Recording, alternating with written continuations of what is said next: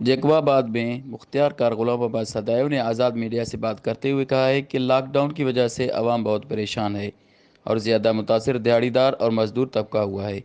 इन्होंने अपने बयान में ये भी कहा है कि यूसीस पर कोई काम नहीं कर रहे हैं क्योंकि इनका गुजर सफ़र खेती बाड़ी पर हो रही है। जहाँ तक ताल्लुक़ है वार्ड का, तो हमारे एरिया में 31 वार्ड हैं। इन तमाम वार्ड में हम राशन रात को कानून नाफिज करने वाले इदारों के साथ मिलकर डोर बाय डोर तकसीम कर रहे हैं और जो वार्ड रहते हैं इनको जल्द अज जल्द राशन मुहैया कर दिया जाएगा। मज़ीद इन्होंने कहा है कि इंशाल्लाह हम कोशिश करेंगे कि रमज़ान शरीफ में भी आवाम को रिलीफ दिया जाए और शहर में लॉकडाउन जो है वो हमारे लिए कोरोना वायरस से बचाव के लिए साजगार अमल है। उनको हमने शहर किस लिए कवर किया है, यूसी का भी पीछे फंड्स आएंगे उनको भी देंगे, पर उनको फिलहाल उसका नुकसान नहीं हुआ है यूसी का। वो आदमी ऐसे जैसे कम करते हुए करते आए, खेती बाड़ी करते आए अभी लेवल में। ये तो आप सही फरमा रहे हैं, लेकिन तो 100% तो सारे खेती बाड़ी से वाबस्ता नहीं है। कुछ रिक्शे वाले भी हैं, कुछ जैसे आपने कहा दर्जी हैं, मजदूर तबका है, डेली खाने कमाने वाले हैं, वो भी इनमें शुमार हैं। तो वो किधर जाएंगे? वो तो शहर के तरह है, गांव के अंदर यूसी के लिए है, शहर के वो सारे। यानी कि आपको कहने का मकसद है यूसी पे अभी कोई काम नहीं, अभी तो उसका कोई रिलीफ नहीं है। प्लान बना हुआ है, यूसी का बिना प्लान बना हुआ है। जैसे हमारे फंड्स आएंगे तो यूसी को कवर करेंगे। यूसी को कवर, जो नजदीक शहर के यूसी से भी हमने सर्वे कर लिया, उनका कर लिया।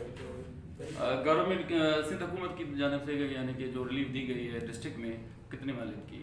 वो मुझे सही उसकी मालूम, डीसी साहब को मालूम होगा उसके लिए। 3 करोड़ सुनने में आ रहा जो भी है। है। और गवर्नमेंट की तरफ से भी रिलीफ आप दे रहे हैं और कुछ मुखिर हजरात हैं वो भी दे रहे हैं, वो भी दे रहे हैं। फिर भी सर हम वार्ड में जाते हैं, किधर भी जाते हैं, आवाम की जानिब से यही शिकायत गवर्नमेंट के, और जिस मालिक की होनी चाहिए 3035 वगैरह की 1000-1200 तक की, इसमें भी इसमें कोई सी हमें शिकायत नहीं मिली। आज भी ऐसे तो मैं क्या बताऊं, शिकायत सब गवर्नमेंट जितना भी इसको करते हैं, गवर्नमेंट डोर टू डोर जाके दे रही है, तो गवर्नमेंट की मेहरबानी है ना, तो आवाम की सहारत ले रही, गवर्नमेंट ले रही है। अच्छा सर, अब जैसे रमज़ान कल परसों तक स्टार्ट होने वाला है, इसी वाले से इंतजामी की जानिब से कोई अगला लाहिक अमल?